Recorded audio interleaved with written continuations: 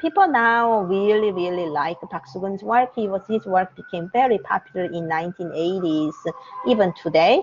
And why? Because people feel nostalgic about this period. Imagine right after the Korean War, 1953, 53 to 57, a lot of people became orphans, right? Like, I can imagine that adults dead, or women had to work here on the marketplace because husbands were killed in the war. But they must survive, right? They have to continue their lives. So he shows usually these people in traditional clothes and the black rubber shoes. So in a way, it's a little bit like a folk, or in a way like a retro style. So there are no sophisticated modern girls that you see in 1920s. But it is Park Soo-gun's choice. So he wanted to depict these people's lives, like farmers, peasants, or peddlers, or market sellers, those people. And then 1950s, not only Park Soo-gun, but also other European painters were interested in the textures of the canvas. So Soo-gun also mixed oil pigment with dirt or sand or other types of materials together, so that's why you have that textures are very rough in a way. So right after the Second World War, a number of European as well as Asian artists wanted to express those feelings of loss, agony, or betrayal in mixed media or mixed materials on canvas. So some people is going to slash the canvas. Some Italian painters, they slash the canvas, but Park Soo-gun, as well as some Dubuffet, Jean Dubuffet, if you know his work, Dubuffet,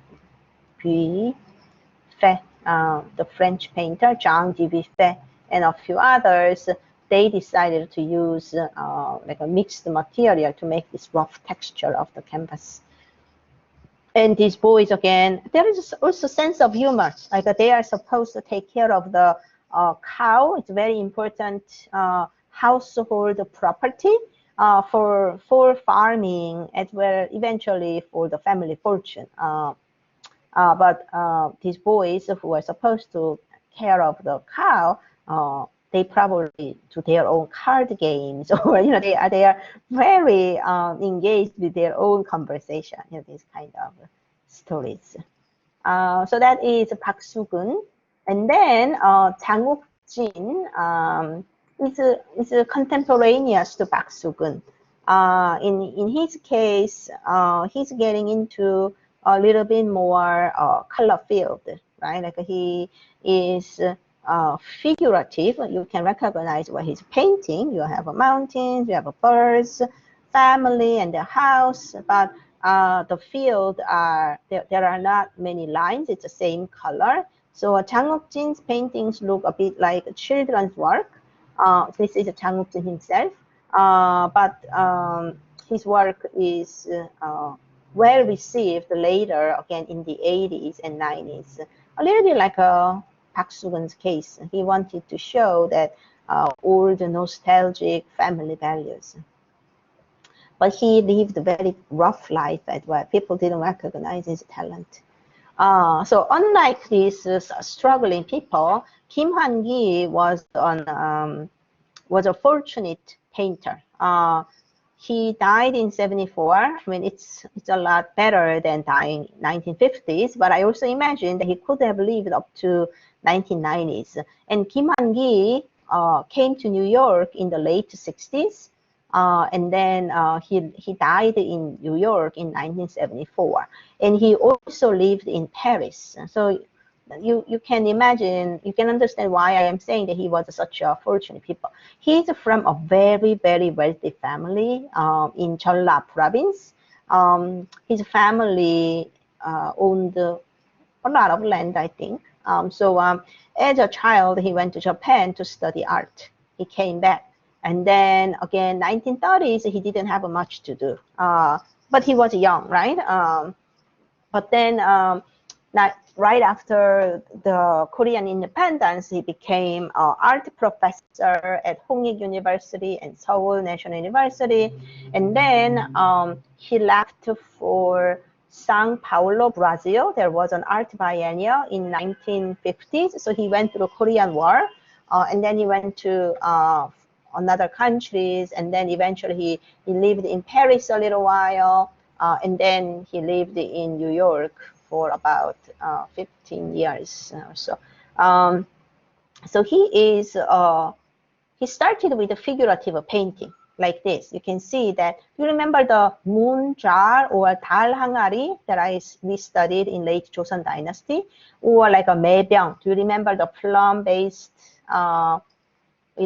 Korea celadon? So this is a maebyang. So he used Korean traditional motif, but as you've seen in Jang Wook-jin's case, he simplified the forms more and more. So this is the harangari that I was talking about.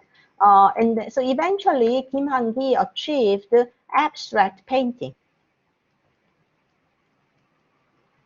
Abstract painting.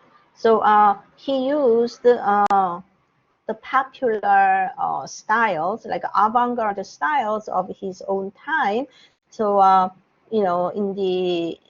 until 1955, there are figurative motifs. You can see those birds and trees, mountains, but from 1960s, he moved on to this total abstraction, and this is his late work from 1970s. So informal, or called abstract painting, was the beginning of Korean contemporary art from 1950s. So previously, the traditional style is more like a Japanese educated painters, how can I say, figure painting like this. You either paint a Japanese folkloric subject matters like a kiseng or dancers, or ikeda is an exception, but like something like this, right? The bucolic landscape and Korean people's peaceful life. So new generation, 1955-ish, this new generation of artists that didn't like it. So they are these people standing right here. They are in their 20s. And they were born in 1930s, and they went to college during Korean War. In 1958, they created that Hyundai Artist Association, meaning we are a group of contemporary artists. So what do you do with the contemporary art? You are going to destroy everything and create a totally new. Informal means formless. That means geometric. That means abstract. So they created that abstract painting. So this is their exhibition from 1958. You go here. There is no recognizable form. It's just color pigments on the canvas. And this is Haindu's work, Mother and Child. You can briefly see the mother. The big mother is holding a child, but you can see the shapes are geometric, right? And then Park Seo-bo, for example, this is the work that was exhibited in this exhibition. This exhibition, like a Park Seo-bo's work, is like this. There is nothing you can read or nothing you can recognize. It's a pure forms, lines, and ink dots. So it's a beginning of abstract painting. So it's not too late. Like Jackson Pollock's Autumn Rhythm, those paintings were usually from 1951. So during Korean War, this young generation of artists were aware of what is taking place in North America or the United States, and they created that totally new art movement of abstract painting.